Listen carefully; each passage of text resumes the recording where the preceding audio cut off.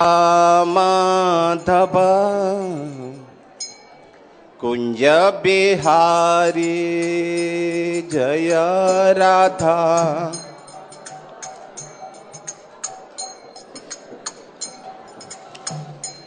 जय राधा माधव कुंज बिहारी जय राधा।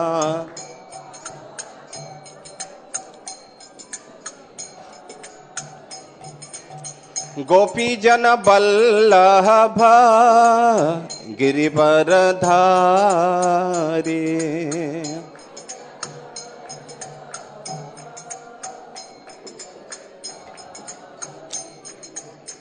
गोपी जन बल्लभ गिरिवरधारी।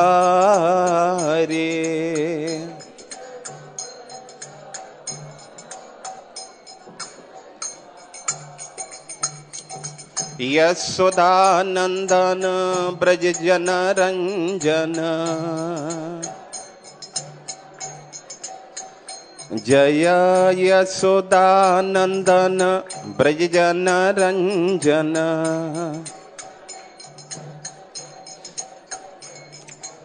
यशोदानंदन ब्रज जन रंजन। जय यशोदानंदन ब्रज जन रंजन।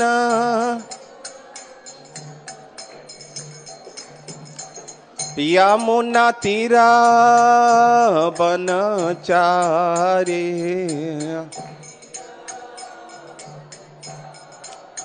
यमुना तेरा बनचारी।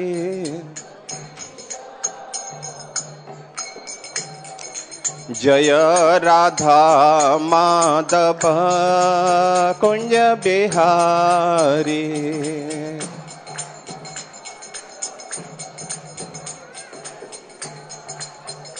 जय राधा माधव कुंज बिहारी।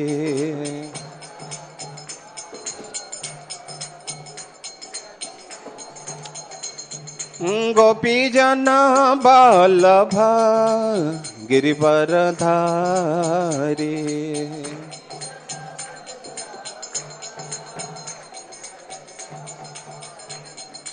गोपी जन बल्लभ गिरिवरधारी।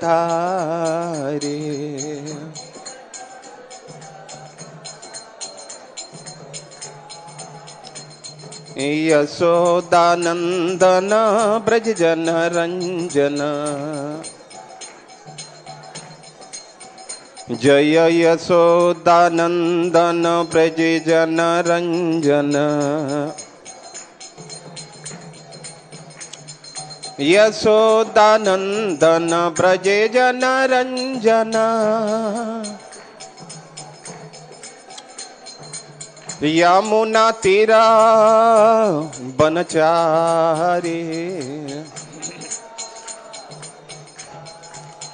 यमुना तेरा बनचारी। जय राधा माधव कुंज बिहारी जय राधा। जय राधा माधव राधा माधव राधे।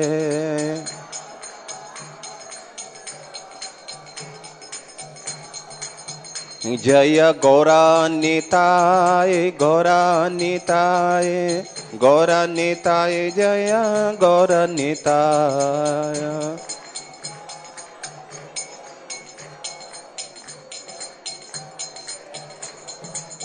जय राधा पार्थ साथे राधा पार्थ साथे राधे।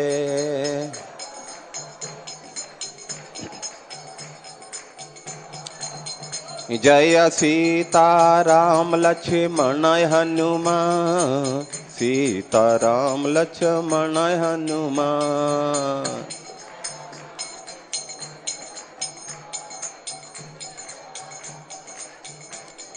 प्रभुपाद प्रभुपाद प्रभुपाद प्रभुपाद जय जय प्रभुपाद।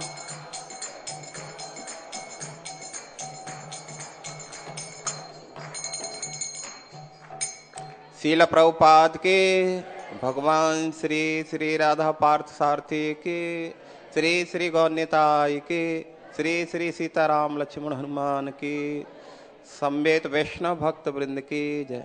गौर प्रेमानंदे। ओम अज्ञानं तिमिरान्धस्य ज्ञानं शलाकया चक्षु उन्मीलितं येन तस्मै श्री गुरुवे नमः। नमः ओम विष्णुपदाय कृष्ण पृष्ठाय भूतले श्रीमते भक्ति वेदांत स्वामिने इति नामिने। नमस्ते सरस्वती देवे गौरवाणी प्रचारिणे निर्विशेष शून्यवादी पाश्चात्य देशतारिणे। हे कृष्ण करुणा सिंधु दीनबंधु जगतपते गोपेश गोपिका कांत राधा कांत नमो अस्तुते। तप्त कांचन गौरांगे राधे वृंदावनेश्वरी वृषभानुसुते देवी प्रणमामि हरि प्रिये। वाञ्छाकल्पतरुभ्यश्च च कृपा सिन्धुभ्य एव च पतितानां पावनेभ्यो वैष्णवेभ्यो नमो नमः। अब दोनों हाथ उठा के बोलेंगे जय श्री कृष्ण चैतन्य प्रभु नित्यानंद श्री अद्वैत गदाधर श्रीवासादि गौर भक्त वृंद। हरे कृष्णा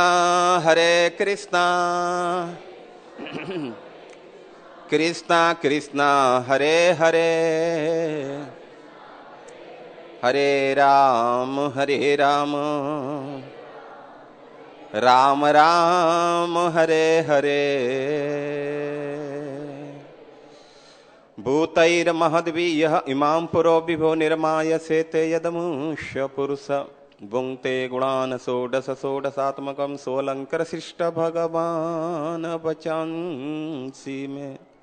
सोऽलङ्कृशिष्ट भगवान् वचांसि मे।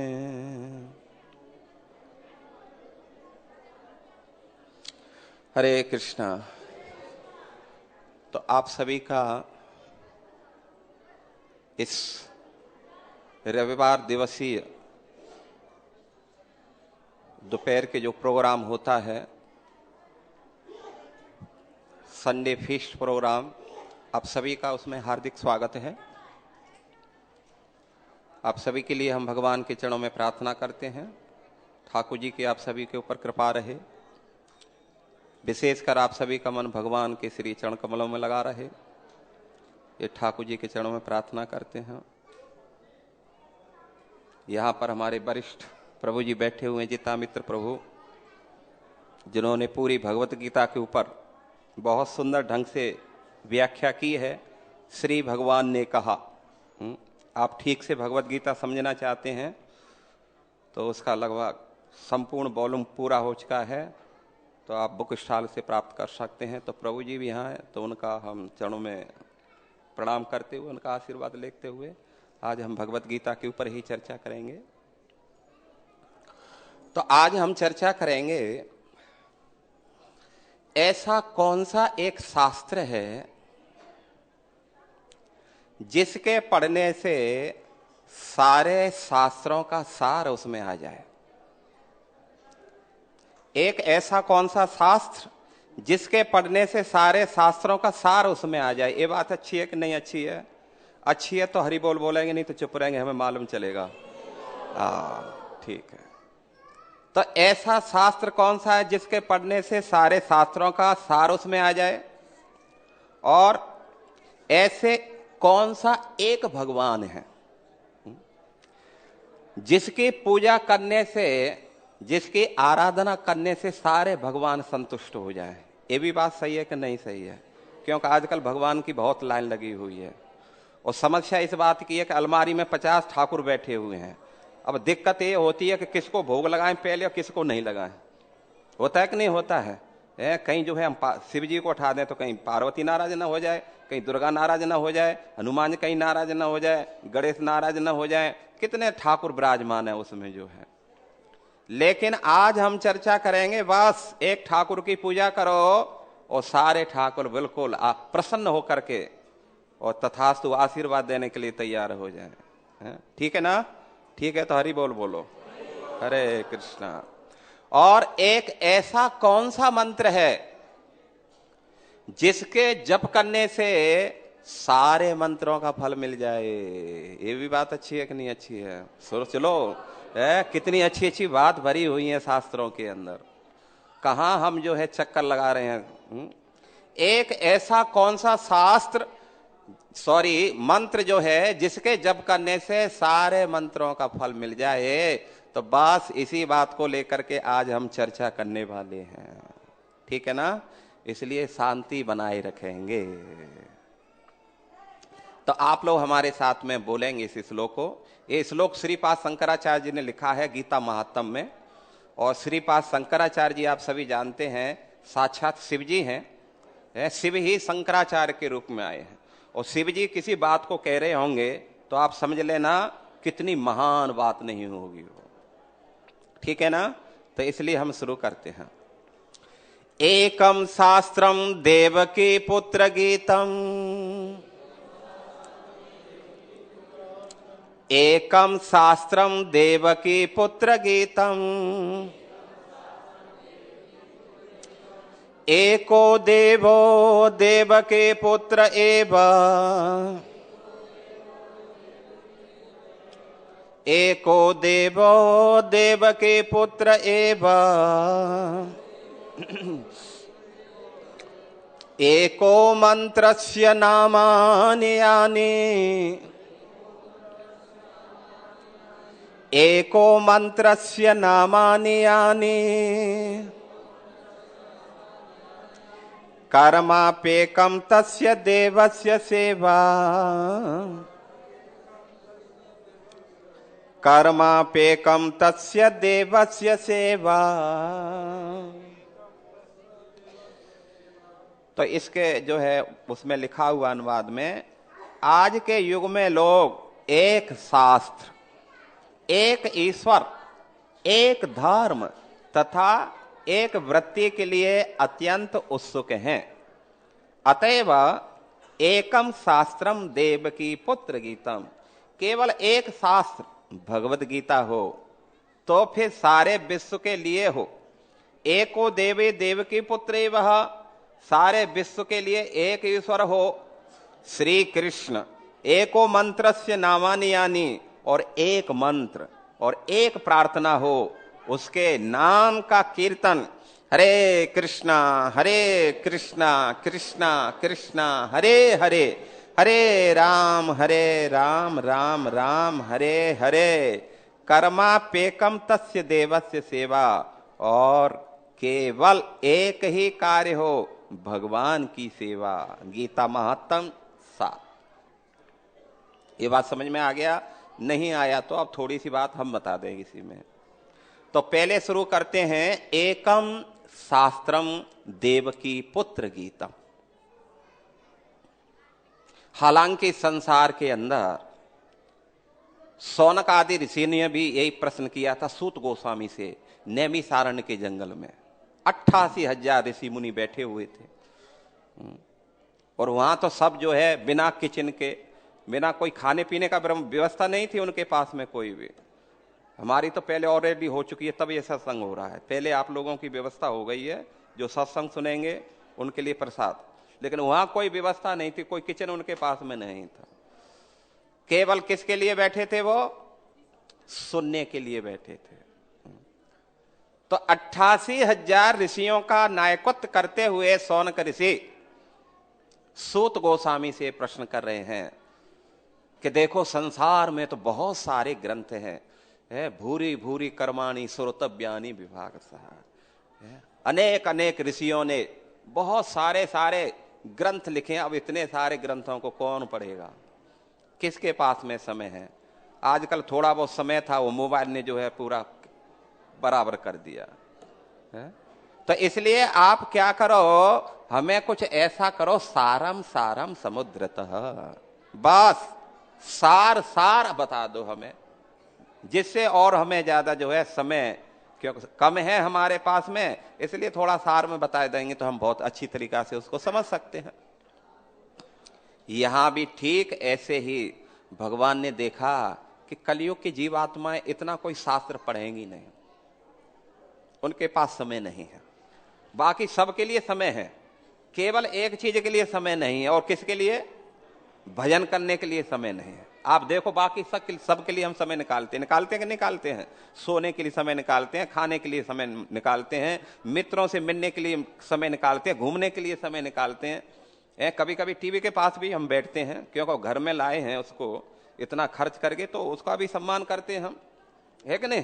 तो सबके लिए हमारे पास में समय है, केवल एक के लिए समय नहीं, और किसके लिए, बस भजन के लिए समय नहीं। अरे महाराज बोलो भजन कर, अरे प्रभु जी क्या है ना, वो आजकल समय नहीं है हमारे पास में, और गप सड़ा के मारेंगे, गप सड़ा के समझते ना, ब्रज भाषा में बोलते हैं। जब हम मित्रों के साथ बैठेंगे, जब चर्चा होगी आलतू फालतू, तो घंटे मालूम ही नहीं चलेगा कहां चले गए हमारे।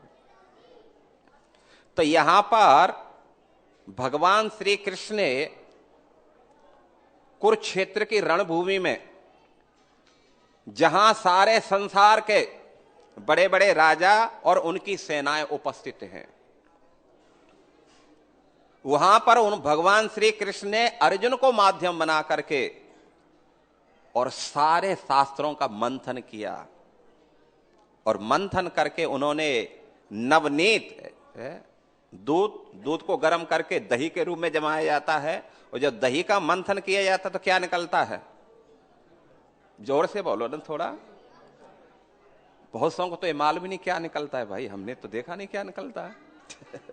एक कलयुग में आगे चल करके बड़ा मुश्किल होगा समझ आना किसी को, क्योंकि लोग आजकल तो जो है सब रेडीमेड हो जाता है। उनको मालूम नहीं है कि मक्खन की टिकिया आती है, वो जो है दही को मंथन करके वो निकलती है, आजकल तो मशीन से भी निकाल देते, इसलिए वो सोच रहे हैं भाई क्या है। तो ये जान लो, दूध का सार है मक्खन, है कि नहीं। देवताओं को भी मक्खन प्रिय है, घी प्रिय है कि नहीं प्रिय, आप लोगों को मक्खन प्रिय है कि नहीं प्रिय है। कन्हैया को बहुत प्रिय था मक्खन। तो इसलिए भगवत गीता निकाली है, भगवत गीता नवनीत है। जो भगवत गीता पढ़ता है, ऐसा कहा जाता है जो भगवत गीता पढ़ेगा संसार में कभी भी परास्त नहीं हो सकता, ये जान लेना चाहिए। और भगवान ने तो यहां तक भी कह दिया, क्या बोलते हैं, बुद्धिमानस्य कृतकृतस्य भारत। हे अर्जुन, एक मूर्ख व्यक्ति भी, सोचो, एक मूर्ख व्यक्ति भी इस भगवत गीता का अध्ययन करेगा, वो भी बुद्धिमानस्य, वो कैसा हो जाएगा, महापंडित बन जाएगा, और कृतकृतस्य भारत, धन्य धन्य हो जाएगा, उसका जीवन मंगलमय हो जाएगा। न जाने क्यों हम जो है भगवत गीता खुद नहीं पढ़ते हैं, बच्चों को भी नहीं पढ़ाते हैं। इस बात की कंप्लेन जरूर होगी, क्या करें, बच्चा पढ़ने में मन नहीं लगता है, थोड़ा सा होशियार नहीं है, बड़ा कई साल हो गए उसको पढ़ाते पढ़ाते, लेकिन बच्चा उठता ही नहीं है, कुछ समझता ही नहीं। लेकिन इतना आप समझ लो, यदि भगवत गीता पढ़ेंगे जीवन में असफलता का मुख नहीं देखेंगे। बोलो हरे कृष्णा। तो इसलिए ये जो भगवत गीता है, ये भगवत गीता जो है सारे शास्त्रों का सार स्वरूप है। और आप सभी को एक जानकारी हम देते हैं, आप सभी जानते हैं ना, गंगा जी का नाम सुना है आप सभी ने, कहां सुना था, कॉलेज में। गंगा जी एक ऐसी नदी है, जहां जहां से गंगा जी निकली है, बोलो गंगा मैया की। तो गंगा जी जहां जहां से निकली है, उस क्षेत्र को तीर्थ बनाते करते हुए निकली हैं, तीर्थ बन गए हैं वो क्षेत्र जहां जहां से गंगा जी निकली हैं। इतनी गंगा जी पवित्र हैं। ये गंगा जी स्वर्ग में भी गंगा है, वो ये गंगा मृत्युलोक में आती है और ये फिर पाताल लोक में चली जाती है। स्वर्ग में इस गंगा जी का नाम है क्या है? विष्णुपदे या मंदाकिनी। बोलो, विष्णुपदे या मंदाकिनी, ये स्वर्ग में जो है उसका नाम है। जब वही गंगा जब मृत्यु लोक में आ जाती है, पृथ्वी लोक पे आ जाती है, तो उसका नाम पड़ता है भागीरथी। भागीरथी बोलो। हाँ, जब किसी पवित्र चीज का हम नाम भी लेते हैं ना, उसका नाम भी पवित्र होता है और तुरंत हमारे शरीर में है उसका जो है वाइब्रेशन शरीर के जो है वो भी पवित्र करता है। इसलिए पवित्र चीजों का नाम लेना भी चाहिए, उसके नाम लेने से ही हम पवित्र होते हैं। अब गंगा का नाम स्मरण करेंगे, 100% गारंटी है पवित्रता बढ़ती है हमारे शरीर में। तो यहां जो है उसका नाम है भागीरथी। और वही गंगा जब गंगा सागर में मिल जाती है और सीधी जब पातालोक में चली जाती है, वहां उसका नाम है भोगवती। क्या नाम है उसका? भोगवती। आप सोचो, गंगा जी ऐसी नदियां, हालांकि समुद्र में तो हजारों नदियां मिलती हैं, लेकिन किसी भी नदी के नाम पर समुद्र का नाम पड़ा? लेकिन सोचो गंगा जी कितनी महान नहीं होंगी। जिस स्थान पर वो मिलती है उस स्थान का नाम है गंगा सागर। उस सागर का नाम ही गंगा के नाम पर पड़ गया। अभी बहुत बड़ा मेला लगा हुआ है वहां। तो ये गंगा जी पाताल में जाती हैं, फिर पातालोक से कहां चली जाती हैं? ये फिर स्वर्ग में चली जाती हैं। ऐसे इसकी एक चेन बनी हुई है। तो गंगा जी जो है, प्रश्न उठता है इतनी महान क्यों हुई? ये बात हम यहां जानना चाहते हैं। हम इस बात की चर्चा कर रहे हैं गंगा जी से, गंगा जी इतनी महान क्यों बनी है? यदि गंगा जी महान नहीं होती तो शिव जी कभी अपने सर पर धारण करते उसको? नहीं करते। केवल इसलिए शिव जी ने इसको धारण किया क्योंकि गंगा का जल बहुत पवित्र है। क्यों पवित्र है वो चर्चा करेंगे। इसलिए उन्होंने उस जल को अपने सर पर धारण करके रखा। तो गंगा जी की पवित्रता इसलिए बात उस समय की है जब बलि महाराज 99 यज्ञ संपन्न कर चुके थे और 100वां यज्ञ का संकल्प ले रहे थे। क्योंकि शास्त्रों में ऐसा वर्णन आता है, जो स्वर्ग का राजा बनना चाहता है, इंद्र बनना चाहता है, जब वो 100 यज्ञ कर लेता है तो उसको पोजीशन दे दी जाती है, वो पदवी दे दी जाती है। तो 100 अश्वमेध यज्ञ करने वाला स्वर्ग का राजा बनता है, और जो 100 जन्म तक वर्णाश्रम धर्म का पालन करता है उसको जो है ब्रह्मा की पदवी दे दी जाती है। ठीक है ना?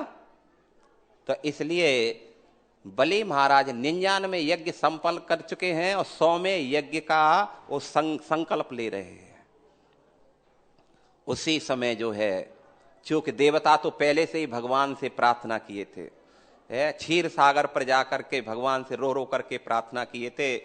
तत्र गत्वा जगन्नाथ देव देव ब्रसा कपे। हे जगन्नाथ, हे जगत के मालिक, हे जगत के स्वामी, हम तो आपके सेवक हैं। आप इस जगत का सृजन करते हैं, पालन करते हैं, सहार करते हैं। प्रभु, आपने हमें स्वर्गलोक दिया और आज जो है असुरों ने वो स्वर्गलोक हमसे जबरदस्ती छुड़ा लिया।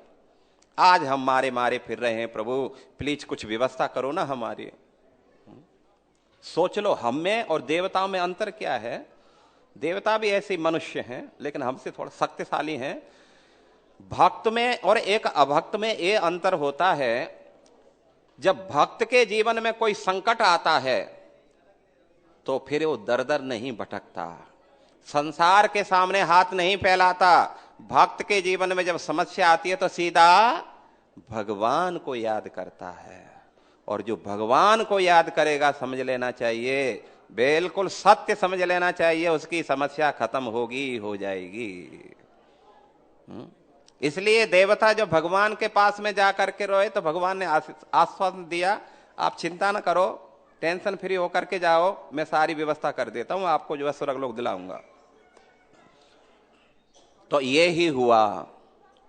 एक बार दोनों हाथ उठा के बोलेंगे आप लोग, बोलो हरे कृष्णा हरे कृष्णा कृष्णा कृष्णा हरे हरे हरे राम राम राम हरे हरे। तो ध्यान देकर के सुनो, बलि महाराज के यज्ञ स्थल में भगवान वामन रूप धारण करके पहुंचते हैं। बोलो वामन भगवान की। और बलि ने जब देखा, ब्राह्मण समझ करके, इतना तेजस्वी ब्राह्मण बने भगवान, बटुक बने, उनके तेज को देख करके बलि अपने आप उनके चरणों में झुक गया। प्रभुपाद जी ने एक शब्द कहा है, 4 प्रिंसिपल दिए हैं, उसमें से एक है प्योरिटी इज फोर्स। यदि हमारे जीवन में पवित्रता है, समझना चाहिए पवित्रता अच्छों को नतमस्तक कर देती है। ये बात समझ रहे ना। एक बार मैंने ऐसे सुना था, एक कोई भक्त बता रहा था, इसी दिल्ली में एक भक्त क्लास दे रहा था, विदेशी भक्त था, पूरा पैक था वो पूरा ये, और यही संडे का फीस्ट का प्रोग्राम। तो वो बता रहा था, ये भारत भूमि इतनी पवित्र है जिसका जो है देवता भी उसको प्रणाम करते हैं। तो आप सब भारतवासी हैं, आप सभी ने भारत में जन्म लिया, इसलिए आप सभी बहुत महान हैं। लेकिन मैं उस देश से हूं जहां मलेच्छ रहते हैं, जहां लोग सब कुछ खाते पीते हैं, कुत्ते बिल्ली सरब बिच जो मिल जाता है सब खा लेते हैं वो लोग। उस भूमि का मैं हूं, मलेच्छ जाति का मैं हूं। इसलिए जिस आसन पर मैं बैठा हूं, ये आसन व्यास देव का प्रतिनिधित्व करता है और विशेष करके आप लोगों के लिए रिजर्व है। तो फिर आप क्यों बैठे इस पे? तो उसने बताया कि मैं इसलिए बैठा हूं, बैठना तो आप लोगों को चाहिए, लेकिन मैं इसलिए बैठा हूं क्योंकि आप लोगों ने इस धर्म को छोड़ दिया, भगवान की भक्ति को छोड़ दिया, इसलिए आप लोग जो है वंचित हुए इस आसन से और नीचे बैठे हुए हैं। और मैंने इस धर्म को अपनाया, भागवत धर्म का मैंने अनुशीलन किया, इसलिए आज मैं इस सिंहासन पर बैठा हूं। हरे हरे वो। तो प्योरिटी इज फोर्स।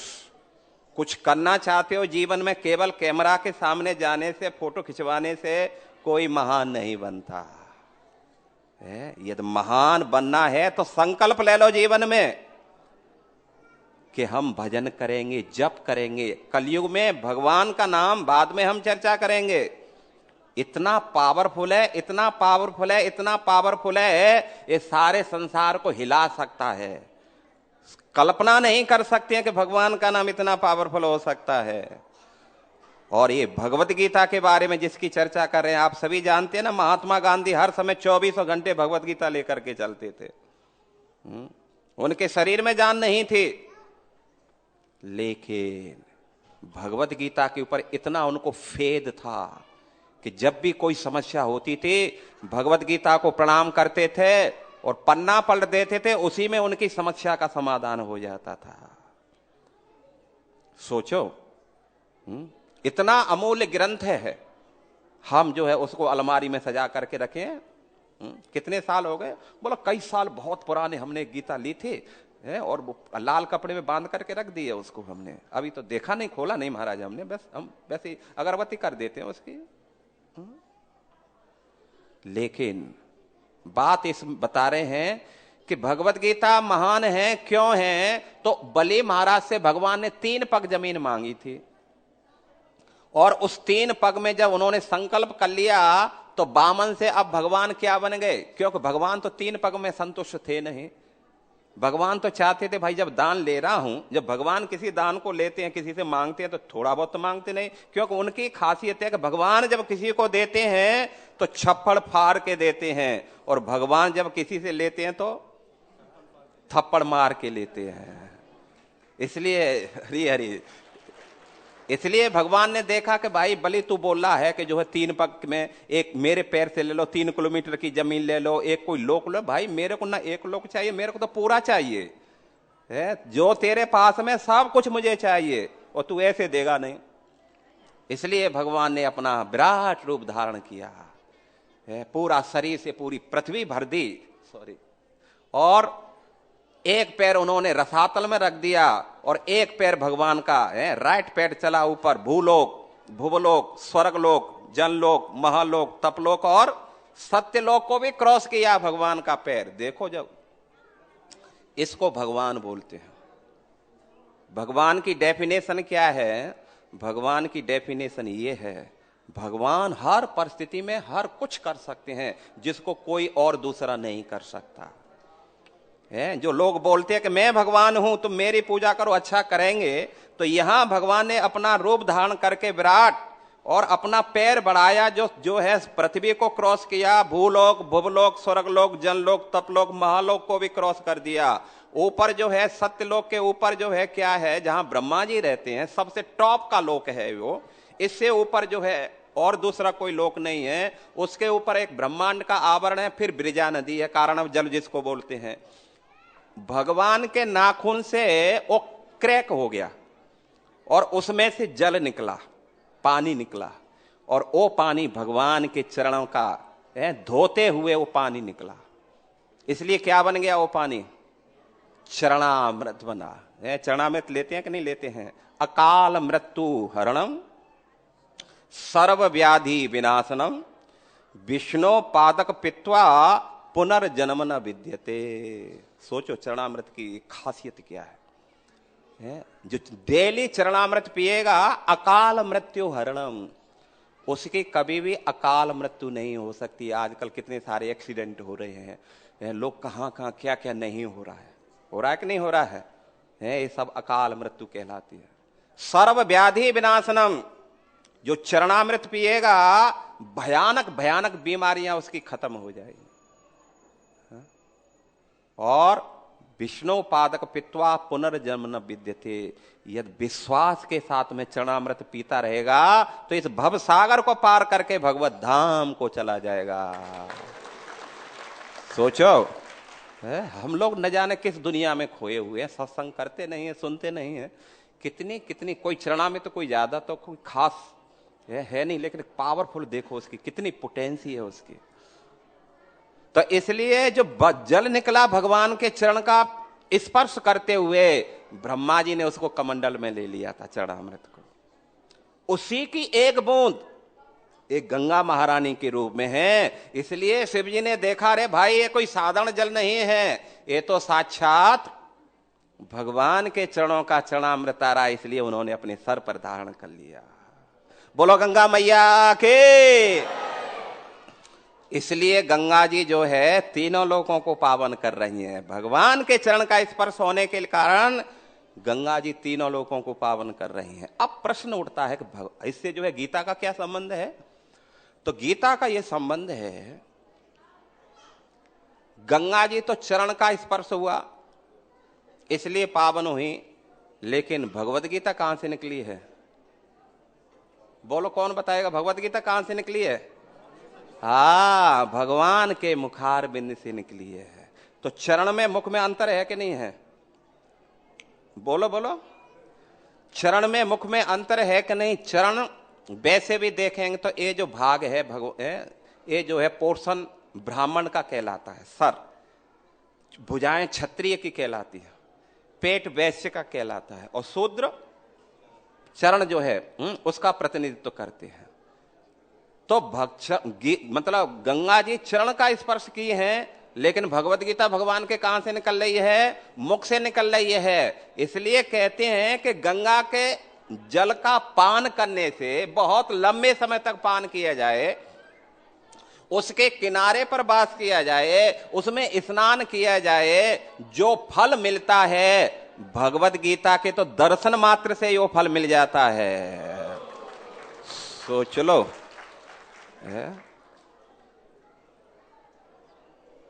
गंगा में हम स्नान करने के लिए चले जाएंगे, लेकिन भगवत गीता नहीं पढ़ पाएंगे। इसलिए तो कहते हैं श्रीपाद शंकराचार्य जी, गीता सुगीता कर्तव्याम किम अन्यत शास्त्र विस्तरे, या स्वयं पद्मनाभस्य मुख पद्मनाभ दुने श्रता।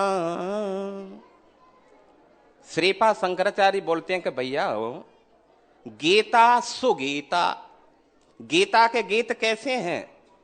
सुगीत हैं। सुगीत का मतलब समझते हैं? मंगलकारी है मंगल भुवन अमंगल।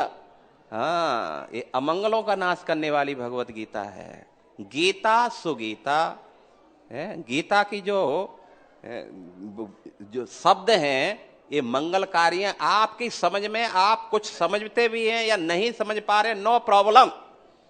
केवल आप विश्वास के साथ में पढ़ रहे हैं कि भगवत वाणी है, ये बहुत पवित्र ग्रंथ है, इसलिए मैं पढ़ूंगा। 100% हम गारंटी दे रहे हैं, चाहे आपकी समझ में नहीं आ रही है लेकिन फिर भी आप पढ़ रहे हैं। यही गीता आपको जो है सारे आपकी मूर्खता को खत्म करके, आपकी जड़ता को खत्म करके, और आपको जो है एक महान पंडितत्व वो प्रदान कर देगी। आपको महान विद्वान आपको ये बना देगी भगवत गीता।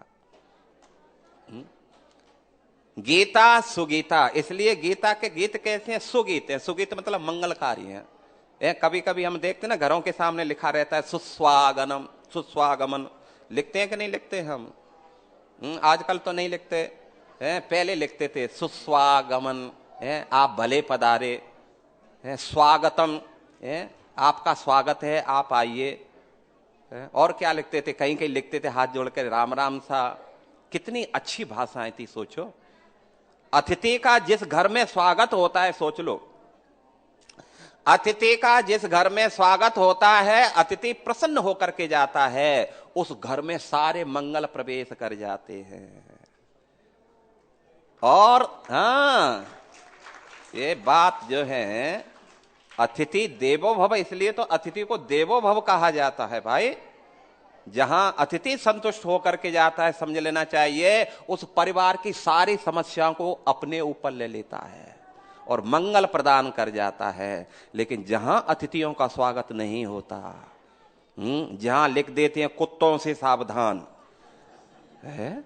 अरे भाई, हम तो व्यक्ति विशेष से मिलने के लिए यहां, कुत्ते कब से रहने लगे इधर? सोचो हम क्या क्या भाषा यूज कर रहे हैं। लेकिन इतना आप समझ लेना चाहिए कि जहां अतिथि का स्वागत नहीं है, समझना चाहिए उस स्थान पर सारे विपत्तियां, उस घर में सारी विपत्तियां अपने आप प्रवेश कर जाती हैं। इसलिए तो कहा जाता है कि भाई कम से कम अतिथि आए, कम से कम कुछ नहीं कर सकते हो तो 2 शब्द प्रेम से बोल करके, थोड़ा 1 गिलास पानी पिला करके और थोड़ा सा उनका स्वागत करके, दूर जा करके थोड़ा साथ में चल करके उनको छोड़ करके आ जाओ, प्रसन्न कर दो उनको, जैसे भी हो, कुछ ज्यादा नहीं चाहिए। इसी से आपकी बड़ी बड़ी समस्याएं खत्म हो जाएंगी। तो इसलिए श्रीपाद शंकराचार्य बोलते हैं, गीता सुगीता कर्तव्याम किम अन्यत शास्त्र विस्तरये। अरे गीता ही एक अपने आप में इतना परम पवित्र ग्रंथ है, तो फिर किम अन्यत शास्त्र विस्तरये, फिर और दूसरा शास्त्र पढ़ने की जरूरत क्या है? क्यों? क्योंकि या स्वयं पद्मनाभस्य, भाई पद्मनाभ बोलते हैं भगवान श्री कृष्ण को, क्योंकि उन्होंने ब्रह्मा जी को प्रकट किया। तो ब्रह्मा जी को कहां से प्रकट किया था? नाभि से प्रकट किया था ब्रह्मा जी को। ब्रह्मा को, चतुर्मुखी ब्रह्मा को नाभि से प्रकट कर दिया।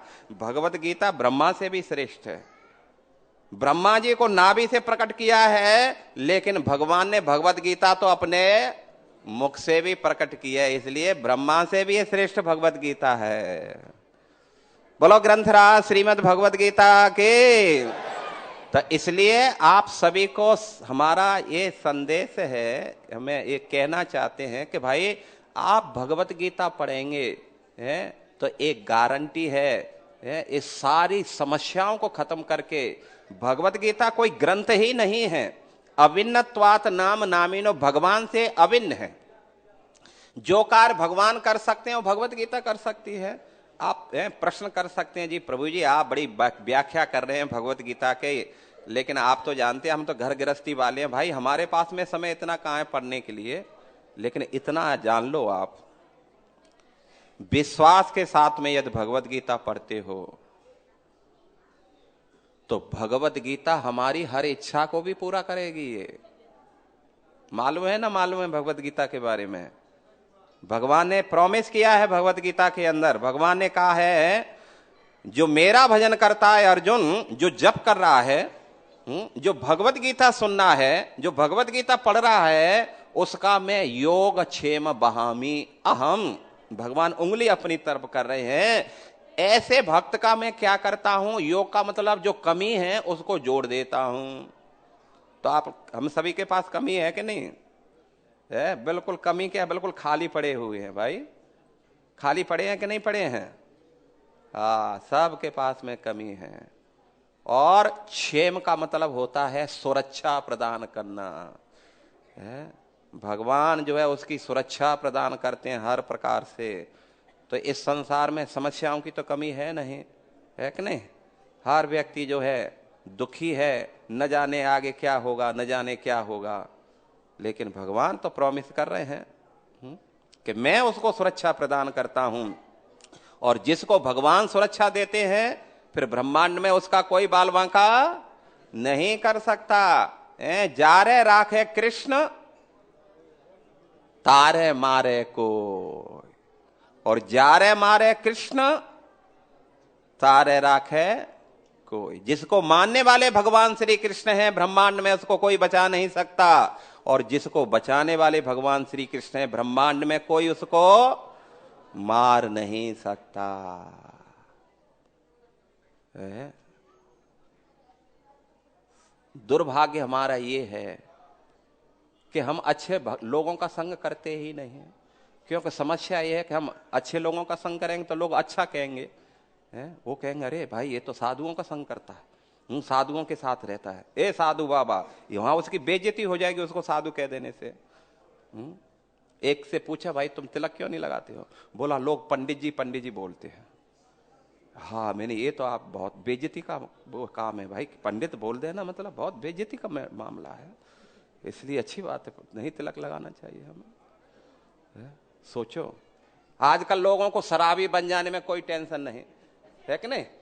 खुले रोड पे जो है शराब पिएंगे, कोई टेंशन नहीं है। सिगरेट रेल का धुआं फेंकते चले जाएंगे। कुछ भी करने के लिए लोगों को कोई करो, क्लब जाओ, जो भी करना है करो, बस भजन मत करो। भजन से एलर्जी है हमारे परिवार को, और खुद हमको भी एलर्जी है ये। आप जो है कहाँ पिक्चर जा रहे हैं, क्लब जा रहे हैं, कोई पूछता नहीं है कहाँ गया था। लेकिन 4 दिन आप जो है लगातार मंदिर में चले जाओ, क्लास लग जाएगी, कहाँ गया था? अच्छा 4 दिन से जा रहा है, अरे किसने बोला तुझे? टूट पड़ेंगे उसके ऊपर। लेकिन संगति का बड़ा प्रभाव होता है।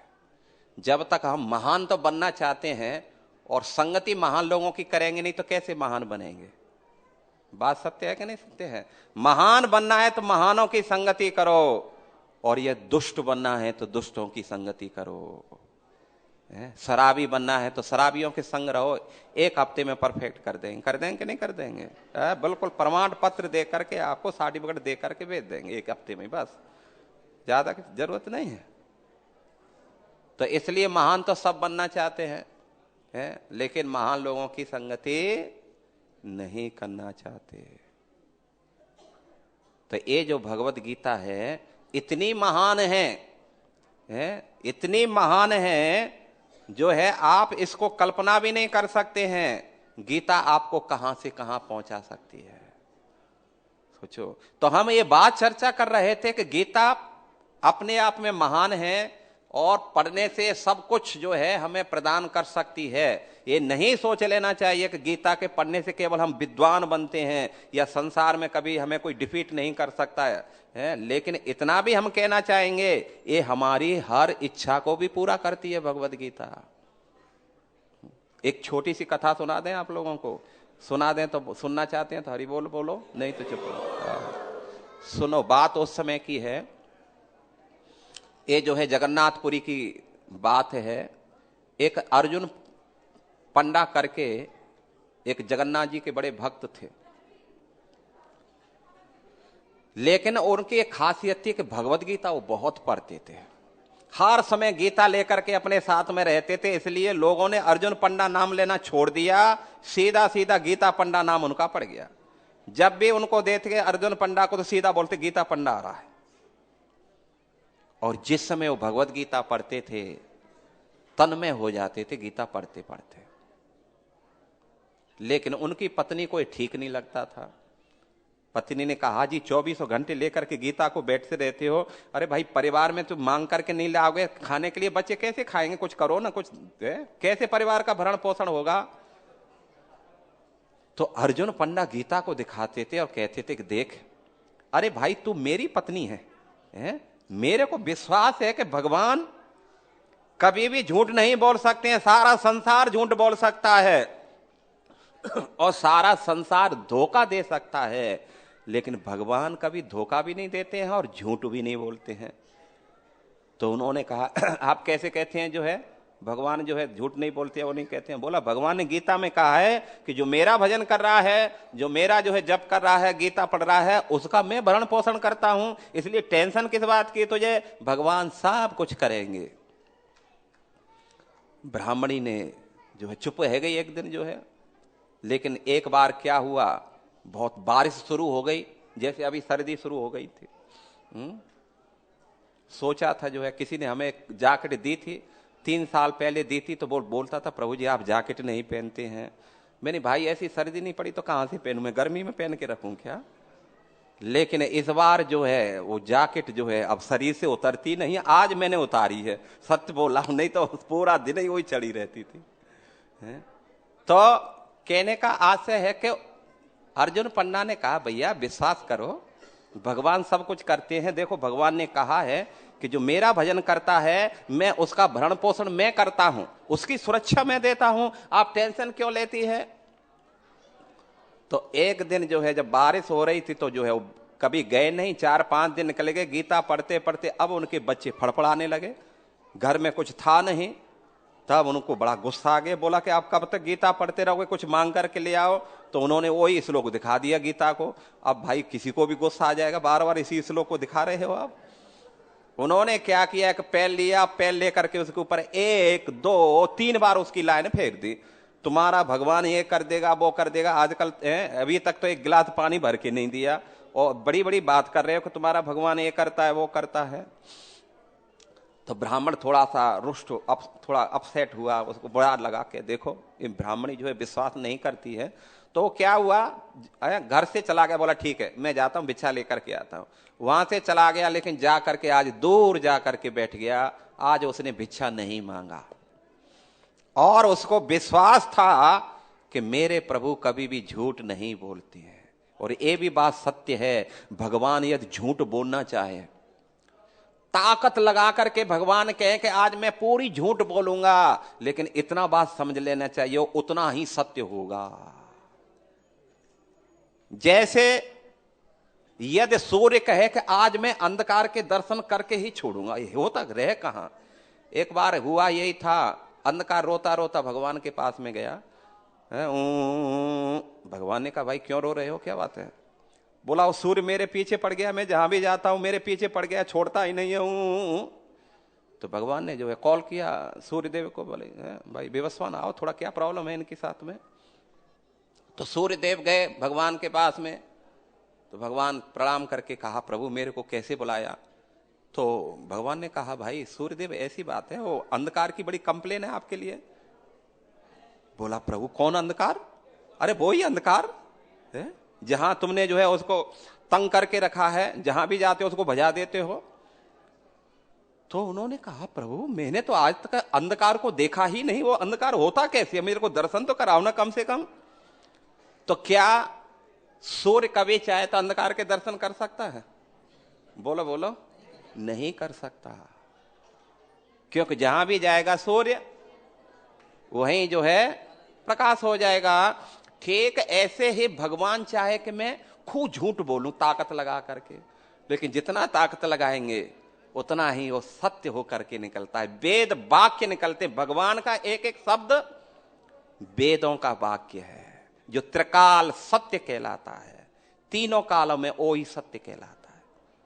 तो इसलिए उन्होंने कहा देखा है, वो ब्राह्मण जो है बोले कि देखो ब्राह्मणी विश्वास नहीं करती, आज तो उसने लाइन भी फेंक दी, इधर फेर दी जो है 3 बार फेर दी। जा करके थोड़ा दुखी होकर के बैठ गया एक तालाब के पास में। अच्छा बट वृक्ष था, गर्मी का बरसात का समय था, तो वहां जाकर के बैठा था, भगवान का चिंतन कर रहा था, भगवत गीता पढ़ रहा था। जाने दो, बाद में देखी जाएगी। लेकिन इधर भगवान से रहा नहीं गया। भगवान ने देखा मेरा भक्त जब समस्या में है, तो चलो आज उसकी समस्या का निवारण हमेशा हमेशा के लिए कर देना चाहिए। इधर भगवान कहार बन गए और उन्होंने सामान लोड किया। कहार समझते ना, जो पालकी में पहले जो है पालकी होती थी, कावड़ जैसी होती थी, जिसमें सामान दोनों साइड में रखा जाता था। भगवान ने सामान रखा और कहार बन करके स्वयं उनके घर पहुंचे और खटखटाया, हरि बोल। तो उन्होंने कहा ये हरि बोल वाला कौन है? क्या कहीं इस्कॉन वाले तो नहीं आ गए जो है? क्योंकि आजकल खूब घूम रहे हैं वो जो है गीता ले लेकर के। तो बेचारी ब्राह्मणी निकले, तो उन्होंने उस बच्चे को देखा, अरे भाई इतना सुंदर बालक आज मैं पहली बार देख रहा हूं। श्याम वर्ण है, मोर मुकुट धारण किया हुआ है, पीले वस्त्र धारण किया हुआ है और मुरली उसकी फेंट में कसी है। कितना सुंदर बालक है ये है। तो उन्होंने पूछा भाई आप कौन हैं? तो उन्होंने कहा कि ऐसे ऐसे मैं फलाने जो है सेठ का नौकर हूं और ये जो है आपके है वो गीता पंडा। बोला हाँ गीता पंडा क्या हुआ? बोला उन्होंने ये सामान भेजा है आपके लिए, आप ये सामान रख लो।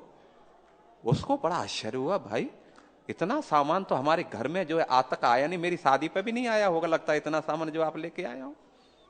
ब्राह्मणी सोच रही थी, लेकिन फिर भी कहा चलो भाई।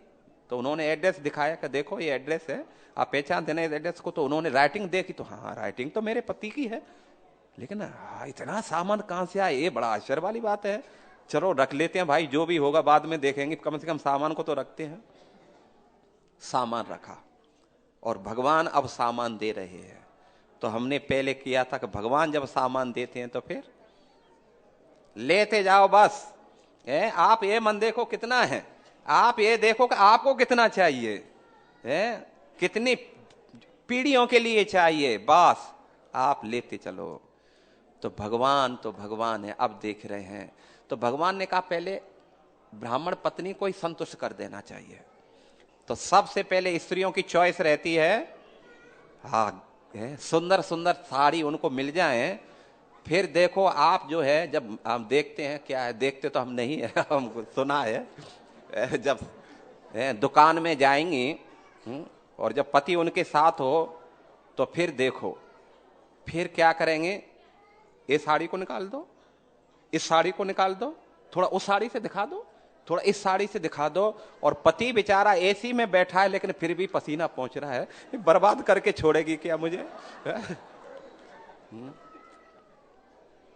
भगवान आज साड़ी दे रहे हैं और ब्राह्मणी से कह रहे हैं कि हे ब्राह्मणी, तूने जीवन में ऐसी साड़ी नहीं पहनी है, लेकिन तुम आज मैं तुझे इतनी साड़ी दूंगा कि प्रत्येक दिन तुम एक साड़ी नहीं पहनो और उठा करके दूसरे दिन मोहल्ले में फेंक करके आ जाओ, लो अब तुम पहनो, दूसरे दिन दूसरी नई साड़ी पहनो। इतना भगवान ने जो है साड़ियां दे दी। और दूसरी उनकी चॉइस रहती है गहने। वाह क्या कहना, गहने पहना दिए, चाहे शरीर में दम न हो, लेकिन फिर भी 10 किलो गहने पहना दो, एक हफ्ते खाने के लिए मन दो, कभी भी आपसे नहीं बोलेगी कि मुझे भूख लगी है, बराबर काम करती रहेगी। तो सबसे दूसरी चॉइस थी गहने। भगवान ने सुंदर सुंदर, अब भगवान जिस गहने को दे आप सोच सकते हैं देवताओं की स्त्रियों के लिए भी वो सुलभ नहीं है। ऐसे ऐसे भगवान ने गहने दिए उसको, पूरा नख से लेकर के सिर तक पूरा ढक दे, जितना चाहिए जहां जैसे पहनना चाहती है आप पहनो, नो प्रॉब्लम। और इसके बाद में भगवान ने फिर सारा सामान उनको दिया, देते देते देते देते पूरा घर उसका भर दिया। और कहीं अब तो खड़े होने की भी जो है जगह नहीं रही। तो ब्राह्मणी ने कहा जो है अब कितना है? बोला आपको कितना चाहिए? बोला सब घर भर गया है, मेरा तो अब जगह नहीं। बोला कोई बात नहीं, अब खत्म हो गया। पूरा पैक कर दिया भगवान ने। बहुत से घरों में हम देखते हैं, जाते हैं घर भरे पड़े हैं, खड़े होने के लिए जगह नहीं है। सोते हैं तो बेचारे इधर से सामान उधर करेंगे, फिर सोएंगे, फिर सुबह जो है उससे उधर करेंगे। भरे पड़े हैं घर, जो है कोई उपयोग नहीं है उन सामानों का, फिर भी भरे पड़े हैं। होता है कि नहीं होता है? तो भगवान ने सारा जो है इतना सामान दिया। अब इसके बाद में जो है एक बार जोर से बोलो, हरे कृष्णा कृष्णा कृष्णा हरे राम राम राम। तो 5 मिनट और लेंगे आप लोगों के लिए, ठीक है ना? इसको समाप्त कर देते हैं और सार बता देते हैं इसका, बाकी चर्चा बाद में। इधर भगवान सारा सामान दे करके चले जाते हैं। जब जा रहे थे तो ब्राह्मणी ने कहा था कुछ खा पी करके जाओ, मैं फटाफट कुकिंग कर देती हूं आपके लिए। तो उन्होंने कहा कि नहीं मैं कुछ खा नहीं सकता था, मेरी जीभ कटी हुई है। ब्राह्मणी ने कहा आपकी जीभ कैसे कटी है, दिखाओ थोड़ा। तो भगवान ने दिखाया, तो मानो भगवान तो वो नहीं समझ रही थी, तो मैं कह रहा हूं भगवान उस बच्चे ने दिखाया तो देखा कि वास्तव में उसकी जीभ कटी है। किसी ने मानो चाकू से 3 जगह उसकी जीभ काट दी हो। अरे राम राम राम, ये जीभ किसने काट दी? बोला ऐसे ही कट गई, कोई बात नहीं है। और वहां से वो चले जाते हैं। इधर जो है ब्राह्मणी ने आज पहली बार जीवन में आज उनके घर में कढ़ाई चालू हो रही है। और जैसे ही उन्होंने पकवान बनाना शुरू किया तो उसकी जो घी डाला, आजकल के घी जो है किचन में कुकिंग कर रहे हैं तो वहां भी खुशबू नहीं आती, मालूम नहीं वो कहां चला जाता है खुशबू। लेकिन जब भगवान ने ये घी डाला तो पूरा दिल्ली महकने लग गया। सब जो है घर से बाहर निकल करके खुशबू लेने लगे। ये खुशबू कहां से आ रही है भाई घी की? तो वही खुशबू जो है ब्राह्मण की नाक में पहुंच गई। भाई लगता है कहीं भंडारा हो रहा है। कहां भंडारा हो रहा है, चल करके देखना चाहिए। क्योंकि ब्राह्मणी को बता देंगे आज तो ब्राह्मण भंडारा हो रहा है, इसलिए आज थोड़ी मांगना कहीं जाना है, लेकिन पता तो लगाना चाहिए किसके घर में हो रहा है। तो खुशबू लेता लेता लेता अपने ही मोहल्ले में आ गया। अरे भाई ये तो मेरे ही मोहल्ले से खुशबू आ रही है, किसके घर में से आ रही है? तो खुशबू देखता देखता गया तो देखा उसी के घर से खुशबू आ रही है, छुनुन छुनुन छुन। अरे भाई मेरे घर से क्या आ रही है? तो उन्होंने जो है देखा, क्योंकि जो है बेचारा गरीब तो था ही, किवाड़ में तो किवाड़ तो थे, लेकिन आप पूरा घर में देख सकते हैं क्या क्या हो रहा है, क्योंकि इतने सारे जर्जर अवस्था थी किवाड़ की। उसने आंख लगा करके देखा एक होल से, तो देखा कि कोई स्त्री जो है इतने सुंदर कपड़े पहन करके और सज धज करके कोई कुकिंग कर रही है। अरे भाई मेरे घर में ये कहां से आ गई? तो उन्होंने खटखटाया, हरी बोल। तो ब्राह्मणी दौड़ करके आई है और किवाड़ खोल करके कहा, जी आपने इतना सामान भेज दिया, लेकिन कम से कम इतना तो सोचना चाहिए। वो छोटा सा बच्चा बेचारा कितना सामान ला दिया, उसका मुंह पूरा लाल पड़ गया था। आप वैसे गीता पढ़ते हैं, लेकिन थोड़ी भी दया नहीं थी आपके अंदर, इतना सारा सामान भर दिया था। अरे दोबारा भेज देते, किसी और को भेज देते। ब्राह्मण ने सोचा तू किसकी बात कर रही है ब्राह्मणी? सामान भेज दिया, लाल मुंह पड़ गया। किसका लाल मुंह पड़ गया? अच्छा मजाक कर रहे हैं, आपने उसको पता दिया था? अभी तक मेरे पास कागज है, वो फटाफट निकाल करके दिखा दिया, ये आपने भेजा था ना। उन्होंने देखा उन्हीं का नाम, उन्हीं की राइटिंग। बोला हाँ ये तो मेरा है। बोला आपने दिया था ना उस बच्चे को? बोला बच्चे को? अच्छा मजाक कर रहे हैं अभी? ब्राह्मणी आज पहली बार थोड़ा सा हंस करके बात कर रही है। ब्राह्मण को बहुत अच्छा लगा, कम से कम आज तू हंस करके बात कर रही है, इतने दिन से जो है गुस्सा में सुन सुन करके मेरे कान पक गए थे। तो उन्होंने पूछा, ब्राह्मणी तू किस बच्चे के बारे में बात कर रही है? अरे उसी बच्चे के लिए बोल रहे हैं। वो बच्चा मैंने तो पहली बार जीवन में ऐसा बच्चा देखा है, इतना श्याम वर्ण था। ब्राह्मण ने कहा श्याम वर्ण था? अच्छा और क्या था? बोला मोर मुकुट धारण किए हुआ था। अच्छा कैसे कपड़े पहना था? बोला पीत वस्त्र थे, लेकिन कितने सुंदर वस्त्र लग रहे थे। अच्छा। तो ब्राह्मण ने कहा तूने कुछ उनको खिलाया पिलाया कि नहीं? कुछ है सामान लेके आए थे, कुछ खिलाया पिलाया कि नहीं? तो उन्होंने कहा कि मैं कैसे खिलाती उनको, पहले से किसी ने जीभ काट दी थी।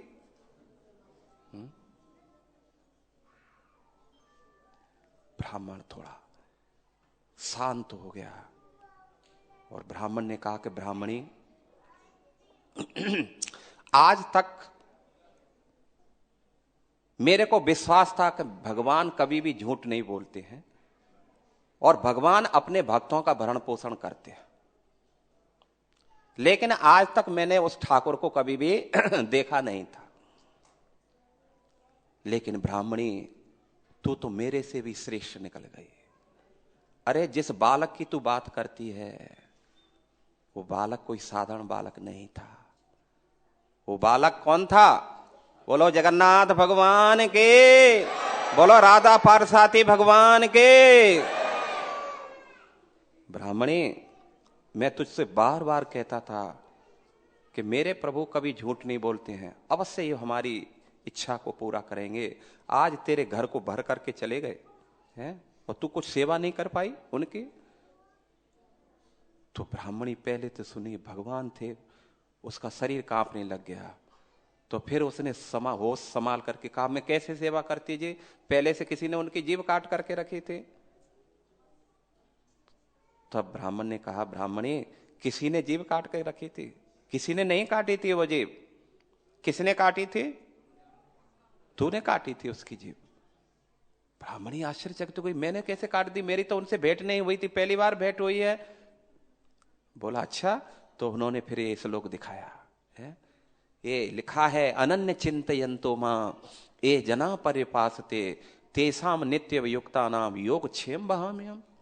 मैं उस भक्त का योग क्षेम भरण करता हूं, जो मेरा भजन कर रहा है, भगवत गीता पढ़ रहा है, भगवत गीता का प्रचार कर रहा है, उसका मैं भरण पोषण करता हूं। ये दिखाया कि नहीं दिखाया था मैंने? और तूने गुस्सा में क्या किया था?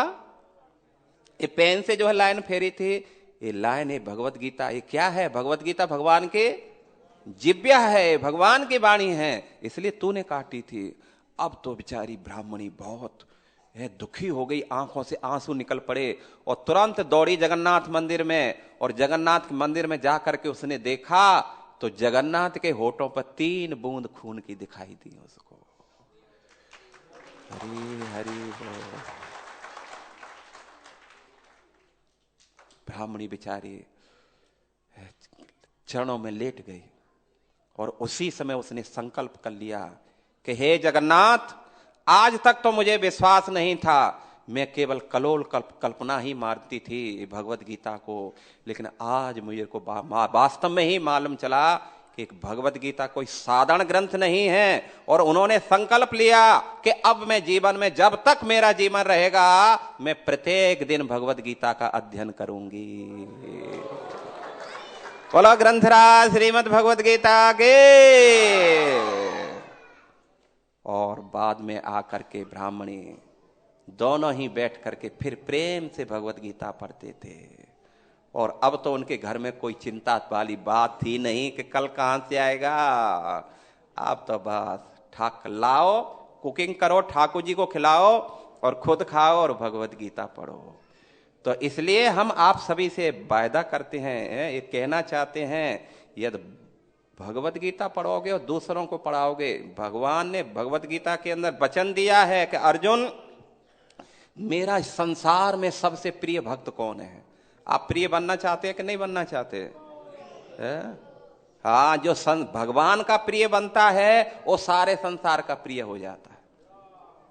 ये बिल्कुल सत्य है, बिल्कुल सत्य है और बिल्कुल सत्य है। इसलिए किसी का प्रिय बने न बने, हो सकता है कि नहीं बन पाएंगे, लेकिन भगवान का अवश्य प्रिय बनना चाहिए।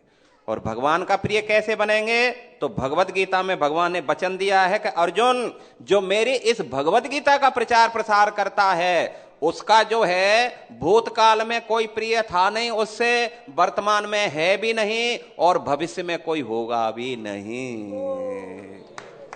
बोलो ग्रंथराज श्रीमद् भगवत गीता के। इसलिए आप संकल्प कर लो, इस दिल्ली को भगवत गीता से फ्लट ला दो। क्या होना चाहिए गीता में? भगवत गीता का इस दिल्ली के अंदर फ्लट हो जाना चाहिए। किसका? भगवत गीता का। इतना इसको वितरण करना चाहिए, लोगों को दो। अभी नया वर्ष चल रहा है, लोग डायरियां देते हैं, कैलेंडर देते हैं, क्या क्या नहीं देते हैं। जो नहीं देना चाहिए वो देते हैं, लेकिन उठा करके 1 साल के अंदर उसका हरिबोल हो जाता है। कूड़े के कचड़े में वो देखना है, डायरी दे के गया, भाई कहाँ है वो डायरी? बोला कूड़े के कचड़े में पड़ी हुई, देखो पड़ी है। लेकिन यदि हम भगवत गीता देंगे तो ये जीवन में है, हर समय भगवत गीता उसके घर में रहेगी। और ये प्रभुपाद जी ने कहा है भगवत गीता के बारे में इसका कोई यदि एक पैराग्राफ भी पढ़ लेता है, गारंटी है वो कृष्ण भावना भावित बन जाएगा। आगे फिर कहा प्रभुपाद जी ने, अरे भाई पैराग्राफ तो बहुत हो गया, कोई एक लाइन भी इस भगवत गीता की पढ़ लेगा, इसके तात्पर्य की पढ़ लेगा, 100% वो कृष्ण भावना भावित हो जाएगा। और अंत में प्रभुपाद जी ने फिर कहा, यदि कोई इसका एक शब्द भी पढ़ लेगा ना, वो 100% वो कृष्ण भावना भावित हो जाएगा। बोलो ग्रंथराज श्रीमद् भगवद गीता के। इसलिए एक मिनट के लिए कथा, एक प्रैक्टिकल इस भगवद गीता का एक उदाहरण हम देते हैं। ये कितनी महान है, इसको प्रभुपाद जी ने टाइम बम कहा है। जिस घर में भगवद गीता पहुंच गई, हो सकता है कि जो लेकर के गया वो ना पढ़ा हो, लेकिन परिवार में जो भी पढ़ेगा समझ लेना चाहिए उसके जीवन में चमत्कार आ जाएगा। एक बार की बात है, ये रसिया की बात है। एक बार एक माता जी भगवत गीता जो है प्रचार लेकर के, हाँ मैं समझ गया, नो प्रॉब्लम, भगवत गीता लेकर के गई थी, प्रचार कर रही थी। तो एक बहुत बड़ा व्यक्ति था, उसने सोचा कि न हो ये व्यक्ति यदि भक्त बनेगा, गीता लेगा तो फिर जो है बहुत अच्छा होगा। तो माता जी जैसे ले दे करके वहां तक पहुंच गई और उसने वो गीता दिखाई। तो उस दिन क्या हुआ, वो उस दिन जो है कुछ कारण से डिसमूड चल रहा था, बड़ा टेंशन में था, गुस्से में भी था। तो उन्होंने जैसे कहा, जो है भक्त हमारे तो जाते हैं तो पहले बोलते हैं हरे कृष्णा, हम जो है हरे कृष्ण मंदिर से हैं, ये भगवत गीता है आप ले लो। इतना गुस्सा में हो गया कि उसने गीता उठाई, पटक दी नीचे। तुझको परमिशन किसने दिया यहाँ? तुरंत इतना चिल्लाया उसके ऊपर, तो माता गीता को छोड़ करके वहां से भागी। भाग करके वो गीता नीचे गिर गई, उसके कुछ पन्ने निकल गए। तो उसका सर्वेंट था, उसने कागज उसको लेकर के भगवत गीता को ठीक ठाक करके एक कपड़े में बांध करके अलमारी में रख दी। रखी रही, 1 साल गया, 2 साल गया, तीसरे साल उन्होंने देखा कि कोई व्यक्ति जगन्नाथ रथ यात्रा हो रही है, उसके सामने कीर्तन कर रहा है, जय जगन्नाथ जय जगन्नाथ जय जगन्नाथ स्वामी जय जगन्नाथ। माता जी ने देखा ये तो वो ही व्यक्ति है, और अचानक उसकी भी दृष्टि उसके ऊपर पड़ गई। अरे यही तो माता जी थी जो उस दिन गई थी गीता लेकर के। उसको देख करके हुआ कि उसकी आंखों से आंसू निकल पड़े। उसको याद आया, मैंने कितना इसको जो है वो किया था, क्या ना, बेइज्जती की थी उसकी, कितनी इंसल्ट की थी। इसलिए बेचारा देखा कि वो बहुत बड़ा व्यक्ति था, हजारों लोग उसको देख रहे हैं, भाई इसकी आंखों से आंसू, इतना प्रेम। लेकिन बाद में वो गया और क्या किया, उस माता जी के चरणों में गिर पड़ा और उसके पैर पकड़ लिए और जो है रोने लगा, मुझे प्लीज माफ कर दो, माफ कर दो, मैंने आपका बहुत बड़ा अपमान किया था। माता जी ने कहा तू ये बता भैया, कोई बात नहीं, वो तो मैं भूल गई क्या किया था, लेकिन ये बता तू भक्त कब से बन गया? तो फिर उसने बताया कि अभी जो है 1 महीने पहले ये हुआ था, कुछ जो है ऐसे ही घर में खटपट हुई, मैं अपनी ऑफिस में बैठा था, बड़ा टेंशन में था, अचानक मेरी दृष्टि एक कागज कपड़े में बंधी हुई इस भगवत गीता के ऊपर पड़ी। मैंने देखा भाई ये क्या बना हुआ है, और मैंने क्या किया, उसको जो है खोल करके और उसको पढ़ा, भगवत गीता यथारूप क्या है उसमें। और जैसे उसने पढ़ा और तुरंत पढ़ते ही उसका जो है दिमाग एकदम पलट गया, और उसके जो है सोचा कि भाई भगवत गीता बोलती है कि जो है जीवात्मा भगवान का इटरनल सर्वेंट है, दास है, सेवक है। अरे राम राम, हम तो जो है संसार का मालिक बन रहे हैं। तुरंत जो है इस भगवत गीता को पढ़ करके मेरे जीवन में वो चमत्कार आ गया कि मैं प्रत्येक दिन फिर भगवत गीता पढ़ने लगा, और मैं फिर इस्कॉन मंदिर जाने लगा। हरी हरी बोल।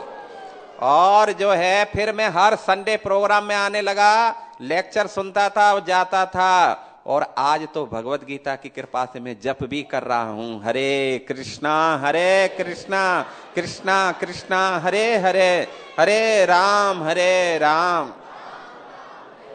माता जी सुनकर के बहुत प्रसन्न हो गई और उन्होंने कहा कि चलो भाई, उस दिन बेइज्जती हुई कोई बात नहीं, लेकिन एक भक्त बन गया, ये बहुत बड़ी बात है। उन्होंने अपने प्रेसिडेंट से उसका परिचय कराया कि देखो ऐसे ऐसे प्रभु बहुत बड़े यहाँ के धनाढ्य व्यक्ति हैं।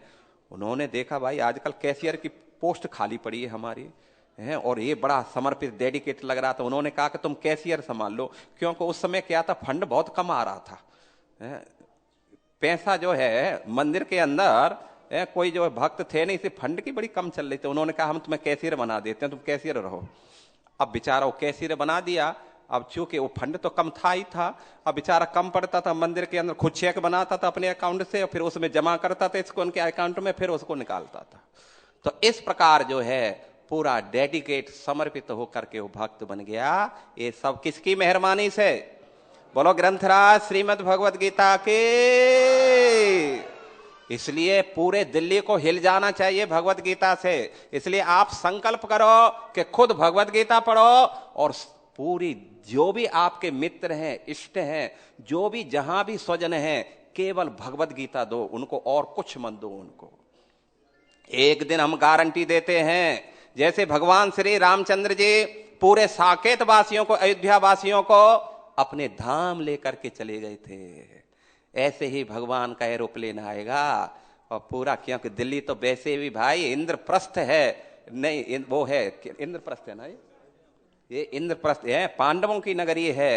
इसलिए भाई यहाँ तो वैसे भी भगवान की स्पेशल मर्सी है, और एक दिन भगवान का विमान आएगा और सभी दिल्ली वासियों को विमान में बिठा करके और कहाँ लेकर के चला जाएगा? बोलो गोलोक वृंदावन धाम के।